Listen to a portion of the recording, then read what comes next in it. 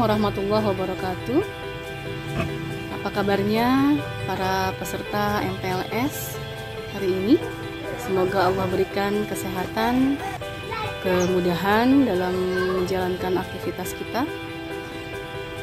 Salawat serta salam semoga tetap tercurah limpah kepada Rasulullah SAW, meneladani akhlakul karimah beliau. Semoga kita mendapat syafaat di hari kiamat.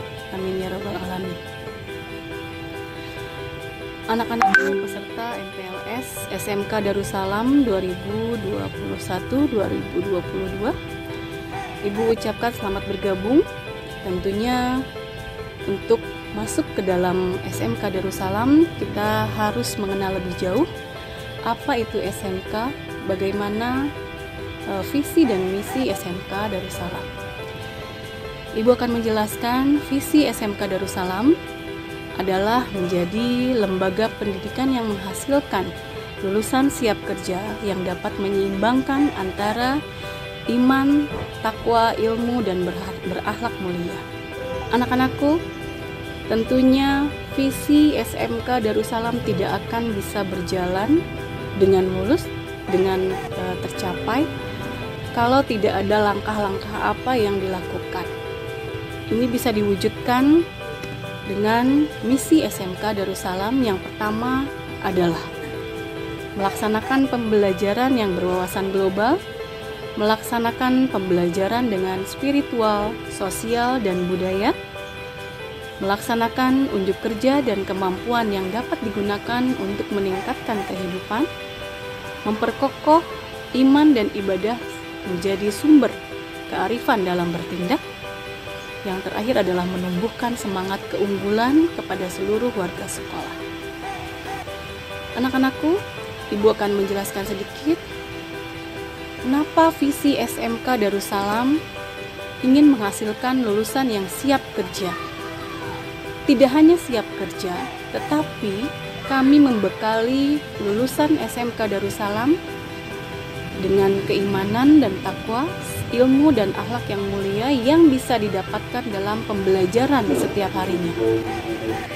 Di kelas 10 ada kegiatan pembelajaran, pembiasaan, membaca doa setelah sholat, membaca wirid, ya, doa-doa harian, baca wirid, dan tahlil tentunya yang dibiasakan agar menjadi life skill dalam bidang spiritual.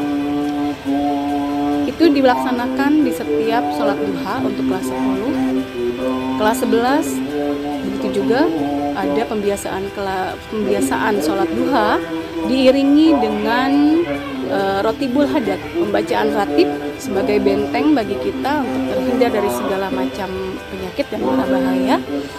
Ini menjadi rutinitas untuk di kelas 11. Di kelas 12 ada pembiasaan sholat duha yang disertai dengan zikir Asmaul Husna. 3 macam pembiasaan tentunya akan menjadi penyeimbang antara keimanan dan ketakwaan peserta didik, ya, yang nantinya ketika mereka lulus tidak hanya nilai akademik yang mereka kuasai, sudah bersertifikat BNSP, ya, berlambang Garuda, juga mereka memiliki bekal kehidupan keagamaan atau spiritual mereka, yaitu mampu menjadi imam, ya, dengan bacaan-bacaan atau pembekalan yang sudah dibiasakan di setiap harinya. Baik, anak-anakku semuanya, itulah kenapa visi misi SMK Darussalam sangat berkaitan erat dengan nilai-nilai spiritual yang bertujuan membentuk karakter peserta didik memiliki akhlak mulia.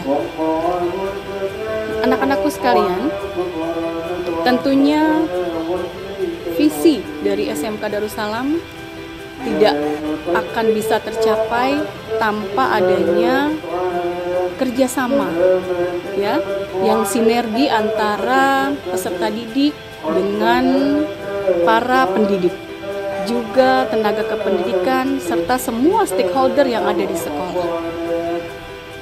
Kami memiliki misi untuk mewujudkan visi. Ya, yang pertama adalah melaksanakan pembelajaran yang berwawasan global. kita tidak membatasi wawasan hanya di skala kecil, hanya di tingkat nasional saja. Kita juga akan mengajarkan apa yang menjadi wawasan secara global atau internasional. Ini bisa dibuktikan dengan kegiatan pembelajaran yang sekarang ini sedang dilaksanakan, yaitu daring.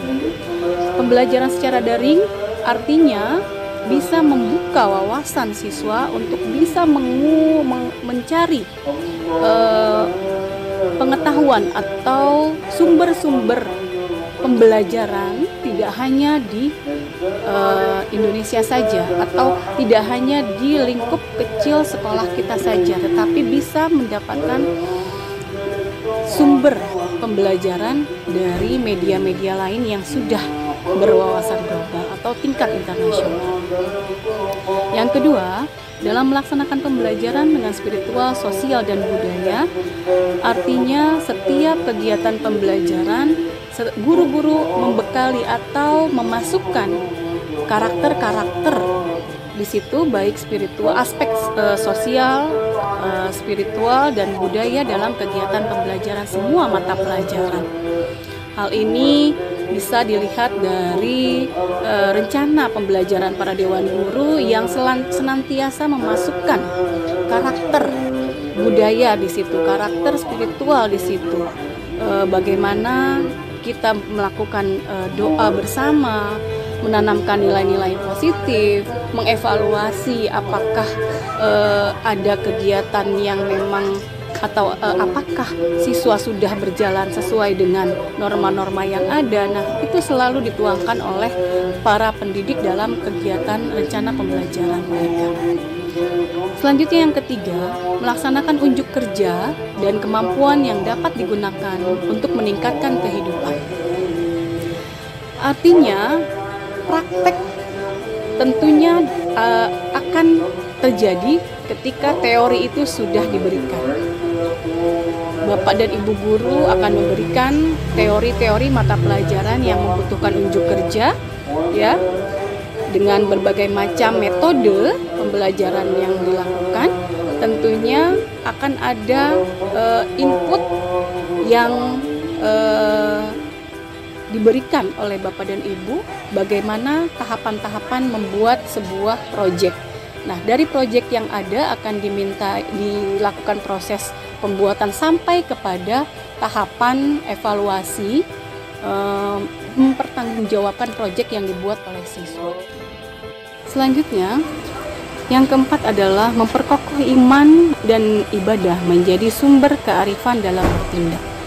Ketika siswa sudah dibekali dasar-dasar keagamaan yang kuat dan ibadah yang memang sudah menjadi kebiasaan, maka mereka akan mencoba untuk mensinkronkan apakah tindakan mereka itu sudah sesuai dengan norma-norma yang ada, baik norma agama ataupun norma sosial ataupun tidak, sehingga kita lebih bijak lagi dalam melakukan sesuatu atau melakukan sebuah tindakan. Yang terakhir adalah menumbuhkan semangat keunggulan kepada warga sekolah. Kami memberikan kesempatan yang sangat besar, yang sangat luas kepada seluruh warga sekolah. Tidak hanya peserta didik, tetapi Dewan Guru pun kita berikan semangat keunggulan. Contoh dalam peserta didik ada lomba-lomba yang kita laksanakan, ada pentas seni yang bisa mewujudkan kreativitas mereka sehingga mereka memiliki kesempatan mengeksplor bakat yang mereka miliki.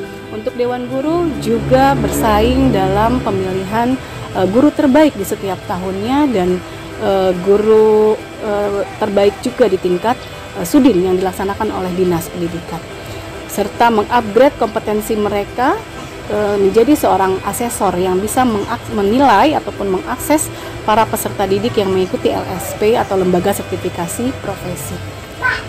Baik, sekian pemberian wawasan tentang visi dan misi SMK Darussalam. Selamat bergabung, sekali lagi Ibu ucapkan. SMK Darussalam memiliki moto manfaat ilmu berkah amal.